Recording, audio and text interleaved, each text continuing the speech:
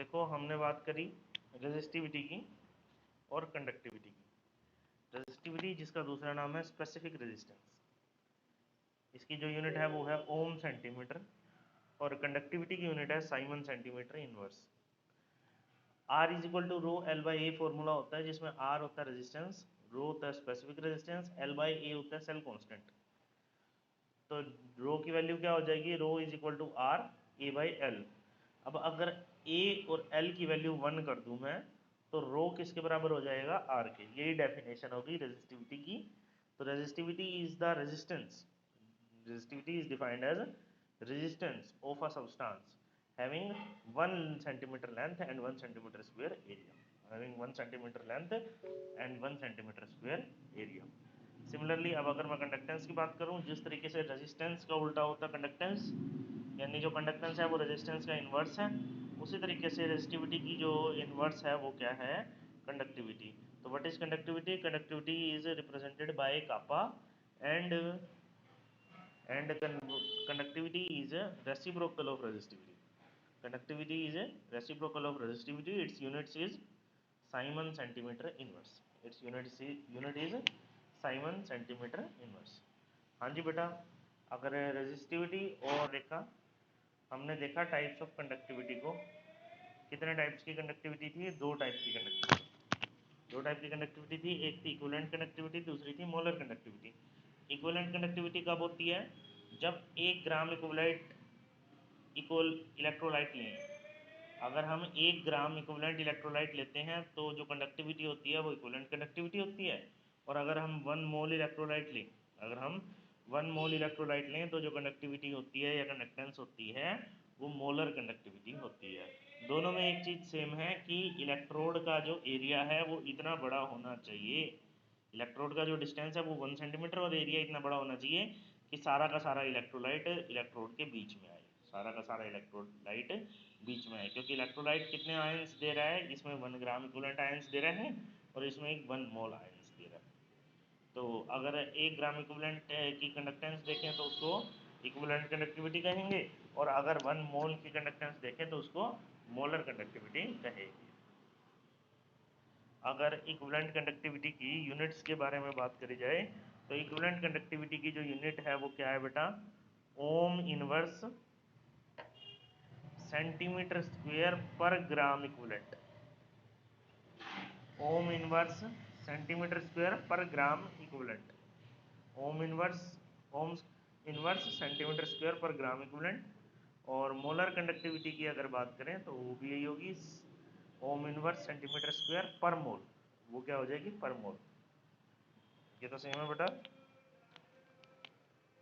Ohm inverse और centimetre square same है, पर ग्राम इक्विवेलेंट की जगह क्या हो जाएगी, पर मोल। पर ग्राम इक्विवेलेंट की जगह क्या हो जाएगी बेटा, पर मोल। तो ये मोलर कंडक्टिविटी। एक बार देखो क्या करा है हमने बेटा, ये करा है variation of molar conductivity with concentration. भाई कंसंट्रेशन अगर कम करें तो मोलर कंडक्टिविटी पर क्या इफेक्ट पड़ता है। जनरली हमने देखा कि कंसंट्रेशन कम करने से मोलर कंडक्टिविटी इंक्रीज कर रही है, कंसंट्रेशन कम करने से मोलर कंडक्टिविटी इंक्रीज कर रही है। ऐसा कहा भी गया है डी वाई हक्कल ओनसांगर इक्वेशन में, जो कि क्या है, कैप एम सी। क्या है बेटा, cap M C is equal to cap M nought minus में ए रूट ऑफ सी। तो जो C है वो क्या है, कंसंट्रेशन, A क्या है, कांस्टेंट, कैप नॉट M क्या है, लिमिटिंग मोलर कंडक्टिविटी या molar conductivity eight infinite dilution, और जो कैप MC है क्या है, मोलर कंडक्टिविटी है सम कंसंट्रेशन। मतलब किसी भी कंसंट्रेशन पर जो मोलर कंडक्टिविटी है वो किससे रिप्रेजेंट करी जाती है, उसको कैप MC से। जब कैप MC को हम कंसंट्रेशन के स्क्वायर रूट से प्लॉट करेंगे तो दोनों ही, चाहे वो स्ट्रॉन्ग इलेक्ट्रोलाइट हो चाहे वो वीक इलेक्ट्रोलाइट हो, दोनों ही इंक्रीज करेंगे। दोनों की मतलब मोलर कंडक्टिविटी इंक्रीज करती है व्हेन सॉल्यूशन इज डाइल्यूटेड, यानी जब सॉल्यूशन में पानी मिला देते हैं उसकी कंसंट्रेशन को कम कर रहे हैं, डाइल्यूशन को ज़्यादा कर रहे हैं। तो जब भी डाइल्यूशन ज़्यादा होगा तो चाहे मोलर कंडक्टिविटी स्ट्रॉन्ग की हो चाहे वीक की हो, दोनों की इंक्रीज करेगी, बट दोनों में फ़र्क है। एक में जो है धीरे धीरे कर रही है, जैसे कि स्ट्रॉन्ग में देखा आपने धीरे धीरे कर रही है और काट रही है एक एक्सिस को लास्ट में जाके, जबकि वीक में एकदम से चेंज आएगा, एकदम से इंक्रीज होएगा और वो एक्सिस को कट भी नहीं करेगी, तो लिमिटिंग मोलर कंडक्टिविटी हम वीक इलेक्ट्रोलाइट की नहीं निकाल सकते, बट स्ट्रॉन्ग की हमने निकाल ली कैप नॉट एम, स्ट्रॉन्ग की हमने निकाल ली कैप नॉट एम। तो ये था बेटा variation of molar concentration with variation of molar conductance. हमने डिस्कशन किया स्ट्रॉन्ग इलेक्ट्रोलाइट के केस में, स्ट्रॉन्ग इलेक्ट्रोलाइट के केस में जो मोलर कंडक्टिविटी है वो थोड़ा थोड़ा इंक्रीज कर रही है। थोड़ा थोड़ा इंक्रीज क्यों कर रही है? क्योंकि डिसोसिएशन तो आयंस का पहले हो ही चुका है, बस अब तो थोड़ा वो अलग अलग हो रहे हैं, जिसकी वजह से इंटर आयनिक अट्रैक्शंस जो है वो कम हो रही हैं, जिसकी वजह से थोड़ा इंक्रीज हो रहा है मोलर कंडक्टिविटी में। अब देखते हैं वीक इलेक्ट्रोलाइट में क्या होता है।